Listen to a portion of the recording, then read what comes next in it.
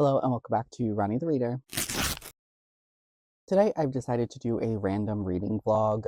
I am going to be reading two pieces of Japanese translated fiction. So I have Strange Houses by, I looked up a pronunciation guide and I've practiced saying this name so many times, but I still struggle, but I believe it's Yukitazu, I think is how you say this author's name.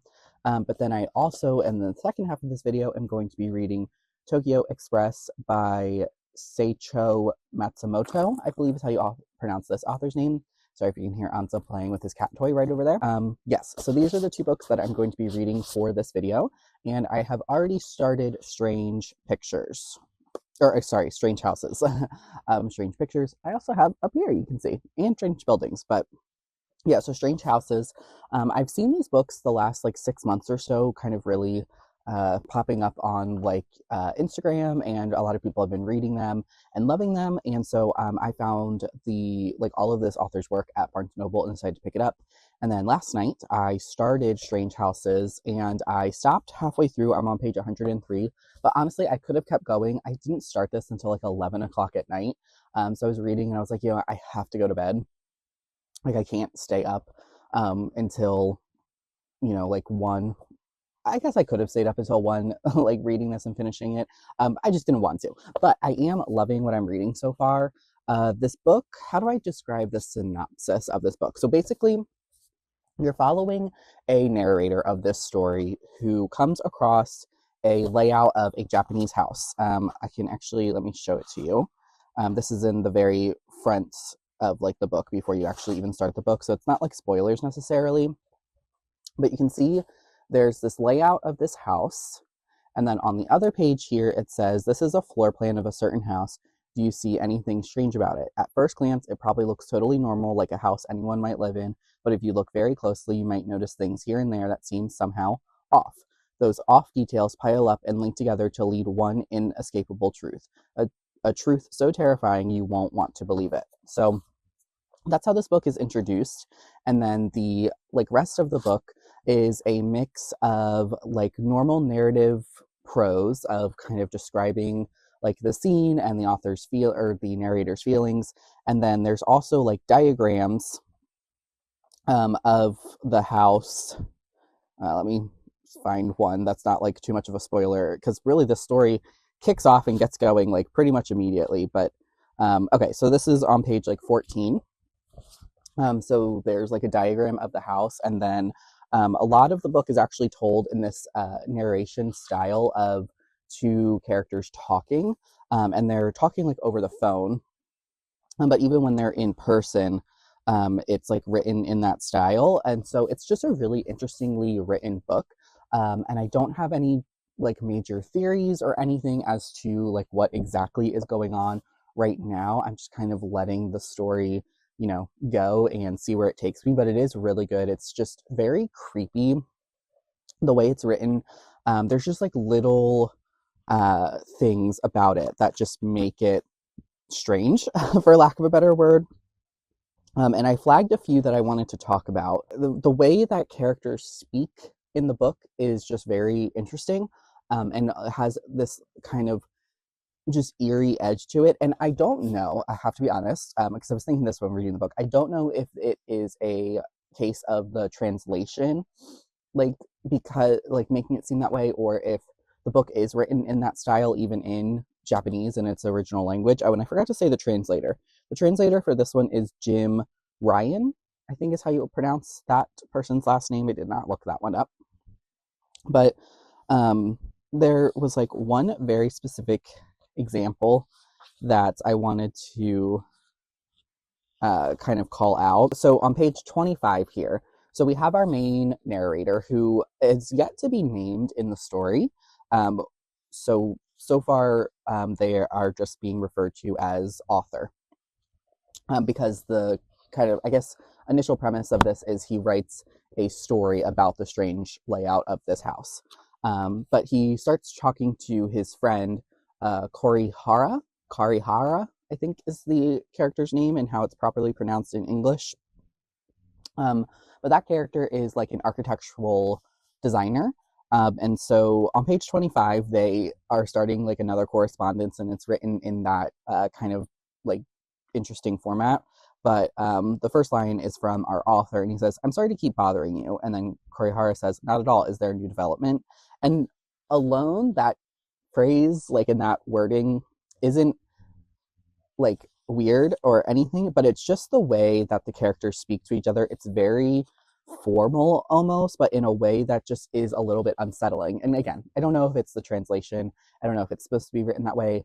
I'm not as familiar with Japanese culture, and I know that they are a more formal culture in general, with like speech and writing and those sorts of things. And so, yeah, just anyway, regardless of whether it's nothing and I'm just making it up, I'm making the book better for myself. So I'm having so much fun with this. I honestly can't wait to finish it today. I will definitely read the second half of it today after work and kind of come back and give you my full-fledged thoughts. But right now, this is definitely a 5 out of 5 star. Unless the ending is like totally crazy, I don't really see how it could get knocked from that just from the vibes and the atmosphere of this alone. But you never know. And if this does end up being 5 stars, it'll be my first 5-star read of 2026. We are halfway through March, and I've yet to have a 5-star read. When last year, I think in the month of January, I had like 4 or 5 5-star reads. So it's not that I haven't been liking what I've been reading so far this year. It's been a lot of 4 stars. I just haven't found that 5-star feeling. And this one definitely has that so far. So I guess I'll intro this book a little bit as well, just while I'm here. But this one was written by a woman. Well, the author is a woman. She was a famous like Japanese author. She was born in 1909. I think she died in the late 90s. But her books were like really popular mystery thriller books. And this one I think is about a body, or it says the bodies of a young and beautiful couple are discovered standing on the cold beach. The police see nothing to investigate. The flush of the couple's cheeks and the empty juice bottle speak clearly of cyanide, of a lover's suicide. But in the eyes of 2 men, senior detectives, oh gosh, I did not practice these characters' names, but Torage Jitaru and Kichi Maihara, a young gun from Tokyo, something is not quite right. Together, they begin to pick at the knot of a unique and calculated crime. And it says, now available in the United States for the first time, Tokyo Express is celebrated around the world as a masterpiece. Just kind of had the random idea for this vlog because I was loving this, and then I knew I wanted to read this pretty soon as well. So going to be reading both of these here, and then let's send it over to me wrapping up this book. And I'm back. I've finished Strange Houses, and I was correct. This was a 5 out of 5 stars. Now, there was a brief moment there in the back 75% of the book that I was like, is this still a 5-star? There's just a long, I mean, I guess the best way to put it is exposition dump. And I am going to go into slight spoilers for this. Not quite yet. I'll let you know when I'm going into the spoilers, but there was like a little bit of, oh, wait, I'm not recording. Okay, so sorry about that. Did not realize I was not recording on the microphone, but audio should be a lot better. So yeah, there was a slight exposition dump that was just a little long. It's definitely important to the story, but there is I'll get into it in the spoilers, but ultimately overall 5 stars for this book. I thought it was really good. The atmosphere is so creepy.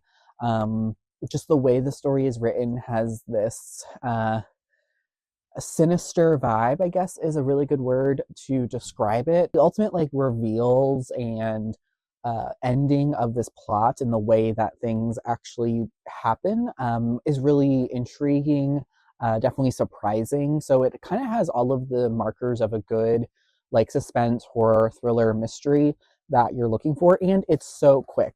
You can fly through this book. The reading experience is very easy, and in fact, in the translator note, actually, he talks about this book being very accessible to people, and the original the original author kind of specifically, the stated intent behind all of this is to make the barrier to entry very low for this book and reading in general. So I really like that. I'm going to get into slight spoilers. If you kind of want to dip out until the next book, you can jump to the timestamps below where I start talking about the next book, but there is going to be a small spoiler-filled section here about strange houses. So I'll give you some more time to click away. Click away. If you're remaining, it's because you want to hear spoilers about this book.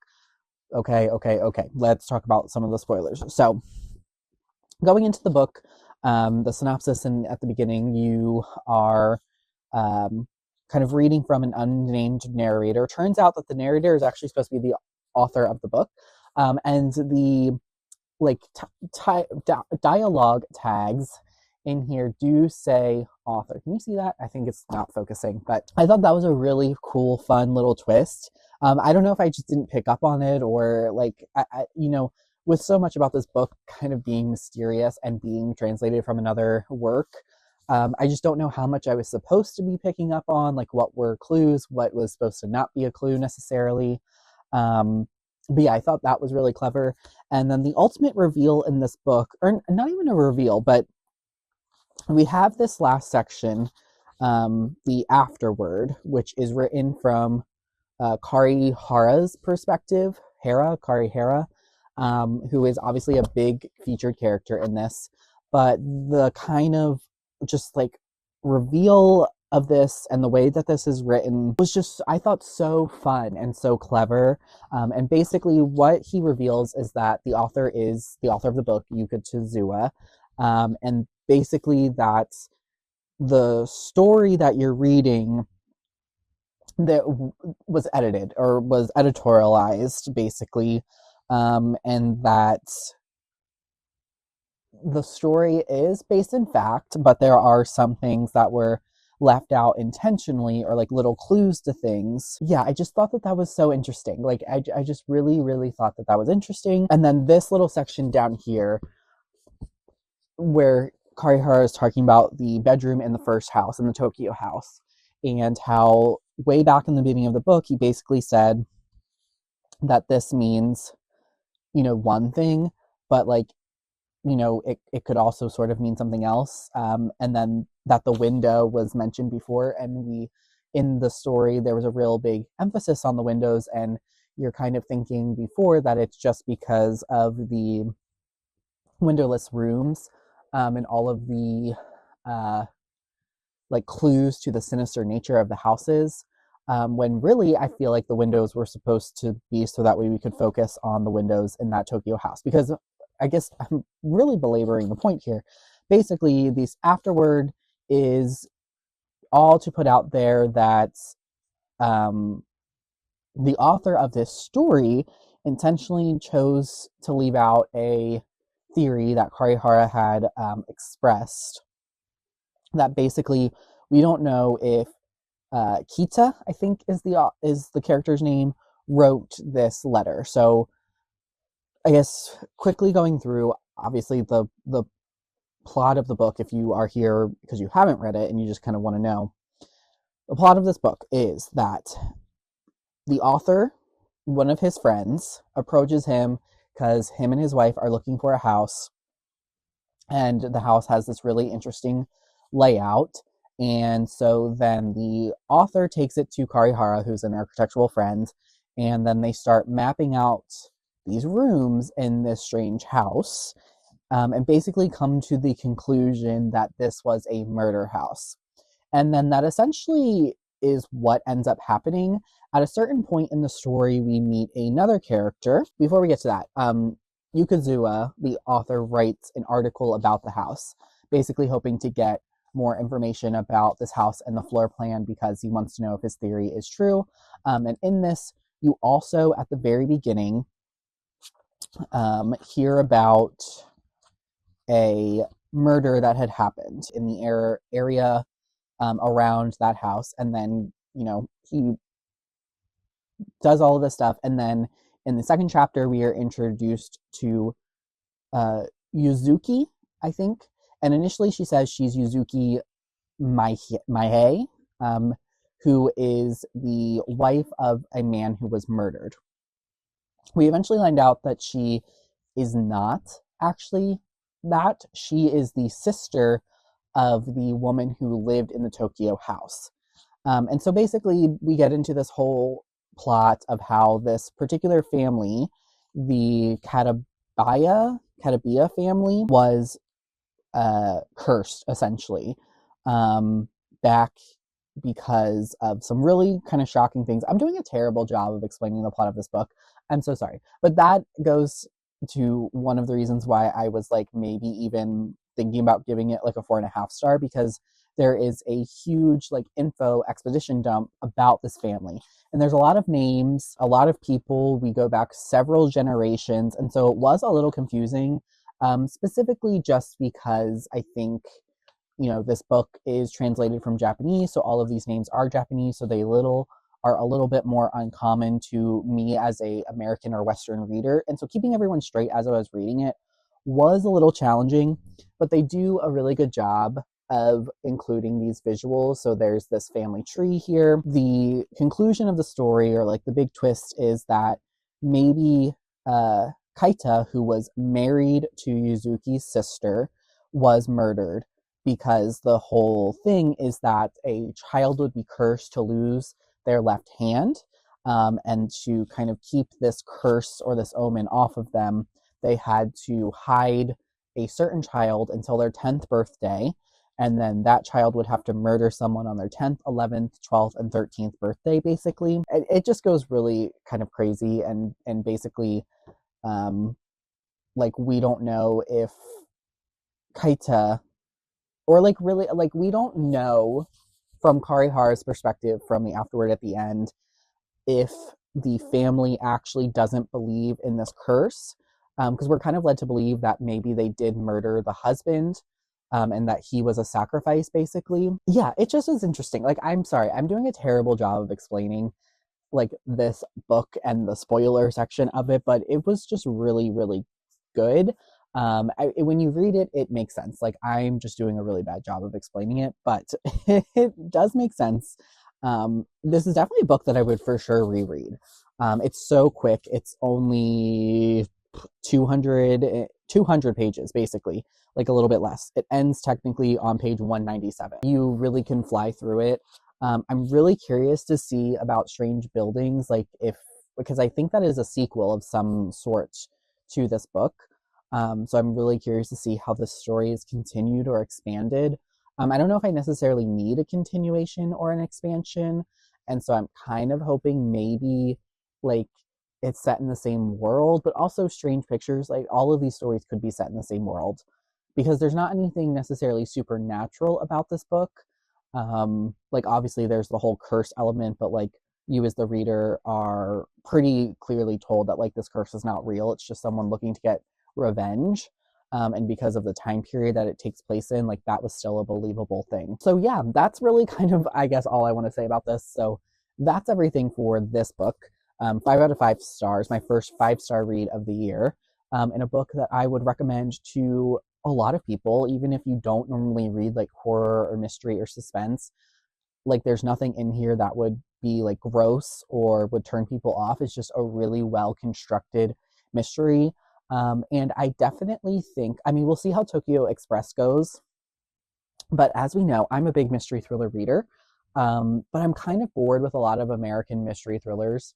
And this was just such a unique, interesting premise and take on kind of like haunted houses in some ways, and like clever writing aspects that kind of trick the reader but leave the clues to the mystery in plain sight, and even lie to the reader. I don't mind books who necessarily lie to the reader, as long as it's done well and in an interesting way. And the way that this book is set up, with like basically it being an editorial piece in some ways, like the story of this being written as an editorial piece, the reveal at the end that there was information left out intentionally from the story, like, I can get behind that kind of lie to the reader.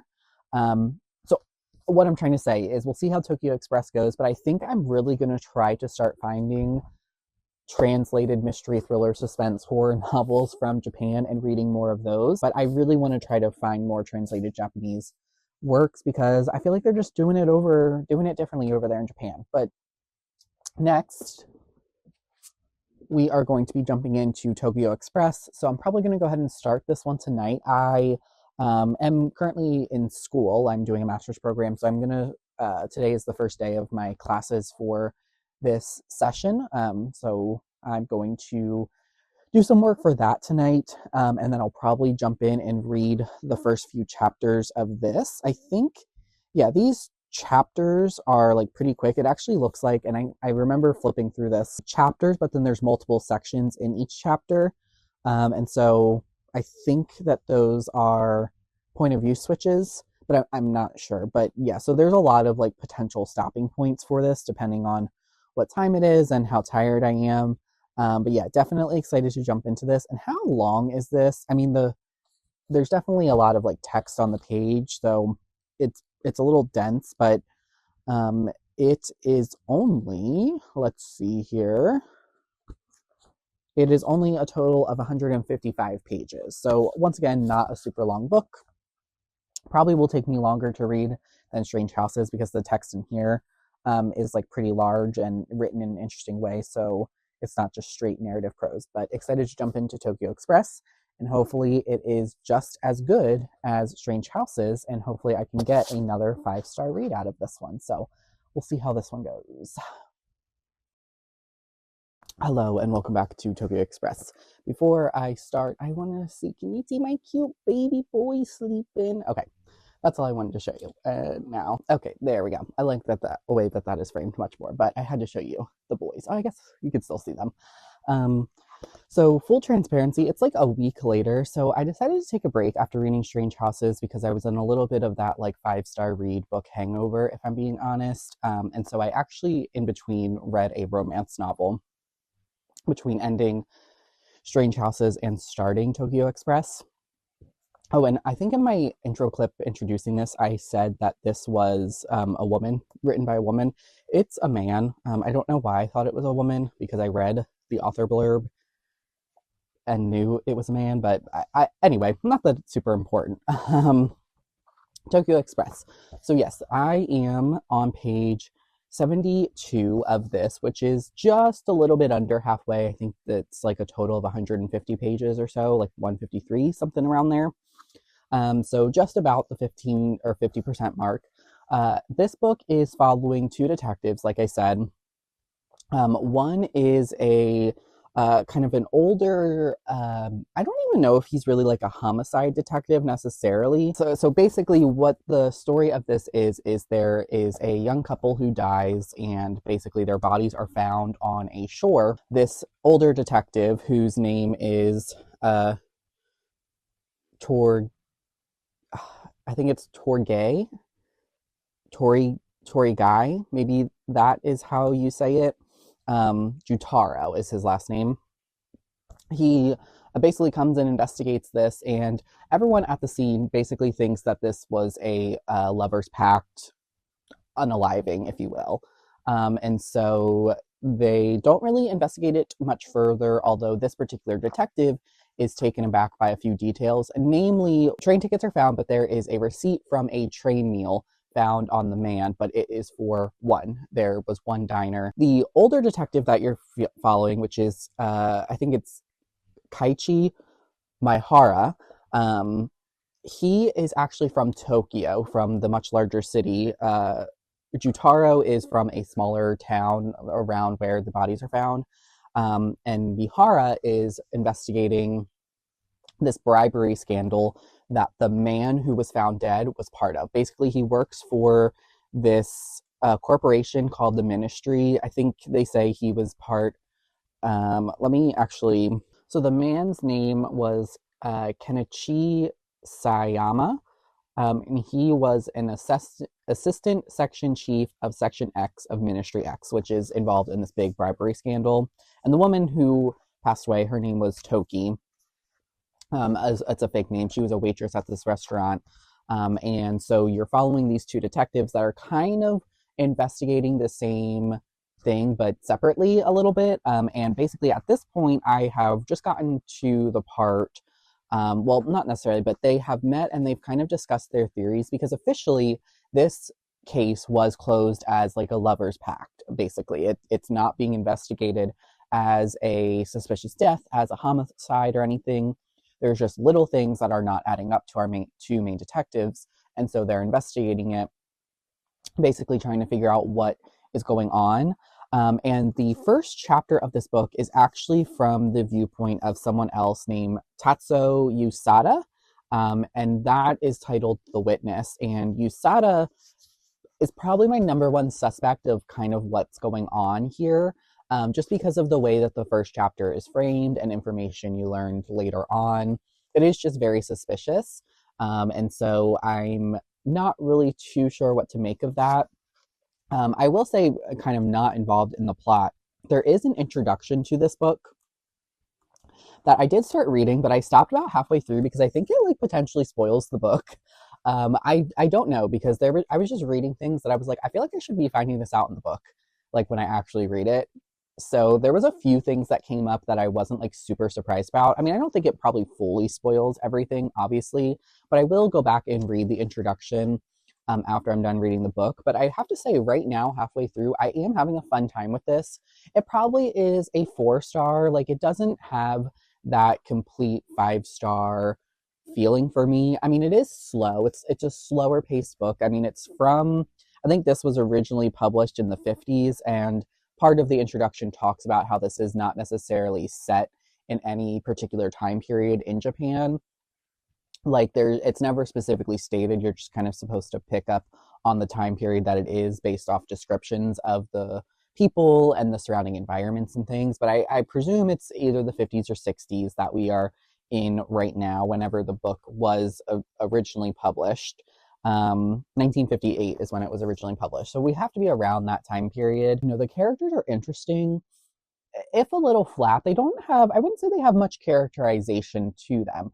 I mean, our two main characters are the detectives, and that's who we're primarily reading from as far as perspectives thus far. And really, their characteristics are suspicious detectives. It talks a little bit about their home life. But I will say our side characters are getting much more fleshed out. There's a lot of side characters in this book due to the nature of it being an investigation. And so you're kind of jumping back and forth between talking to a lot of people. And so it's fun. It's always kind of something new is going on. And the plot is always in forward motion. Like they go to investigate something and that leads to something else that they want to investigate, which leads to something else, which leads to something else. So there is a lot of forward propellingness of this book. Not too much in the actual solving of the mystery thus far. Like there haven't been any huge breakthrough clues, I would say.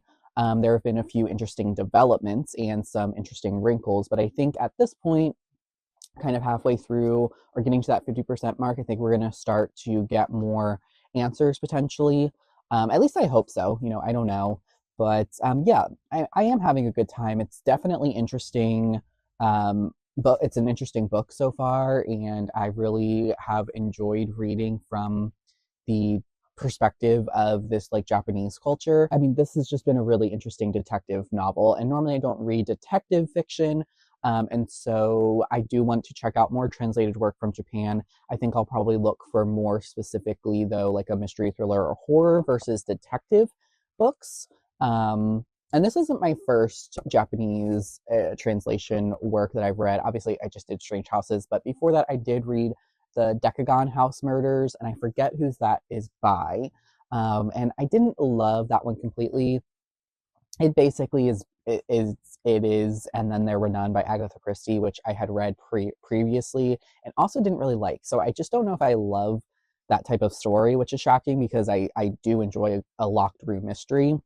But that's a topic for a different video. So I am going to go ahead and finish this either today or tomorrow. I am taking my time with it. I'm kind of reading it in pieces. Like I will read for maybe 10 to 15 minutes and then put it down and then come back to it and then pick it back up. And that's kind of how I've been doing. And I think I said it's been about a week. And so I actually started this right after I finished Strange Houses, but then was like, you know what, I don't want to jump into this right away. I kind of want to have a little bit of a break and a little bit of a palate cleanser, if you will. So I read that romance and then jumped back into this just yesterday. So yeah, it's been fun. I'm really liking it. So we will see how the second half goes. And if any of my theories, I don't even really have any theories other than the USADA guy is my number one suspect of something. So we'll see how that goes. And I will let you know here in just a minute. And we are back with the final clip for this. I finished Tokyo Express and I'm going to give this a 4 out of 5 stars. I really enjoyed this.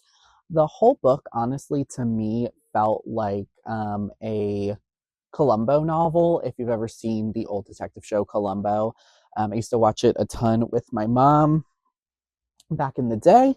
And so, yeah, really, really enjoyed this. To spoil it, it is USADA, so who commits the murder. I think it plays out in a really interesting way. I think the twists in here are pretty, I guess, foreseeable, but how everything comes together is just really, really interesting, and makes for a just really full picture, really intricately plotted book, which is all that you can ever really hope for, I think, when you're reading this type of work.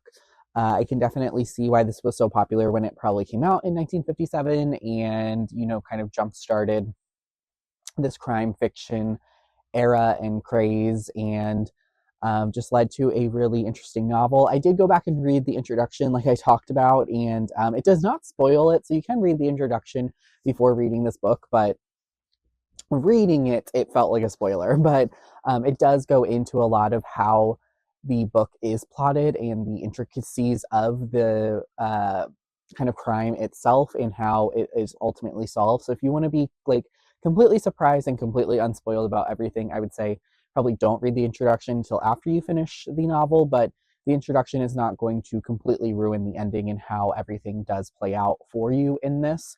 And so, yeah, I had a really great time with this. I thought it was so fun.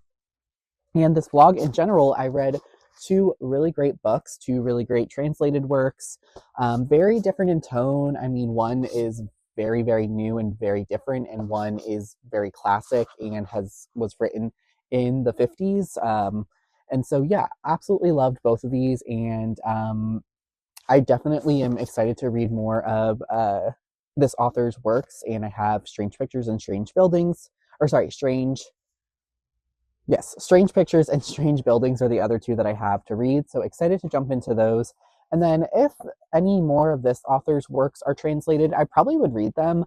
I'm not the biggest like detective fiction person, but this one was quick. It's 155 pages. It's an interesting and well plot out, intricate mystery. And like I said, if you like that like Columbo, old timey detective type story, you would really enjoy this. And if you're into really weird kind of postmodern horror thriller books, I think you would really like this. So excited that I read both of these. Let me know what you thought of either below, or if you're going to check either out after watching this video. And definitely recommend me some other really good translated works that I should pick up. So that's all for today's video. Thanks so much for watching, and I will talk to you again soon. Bye.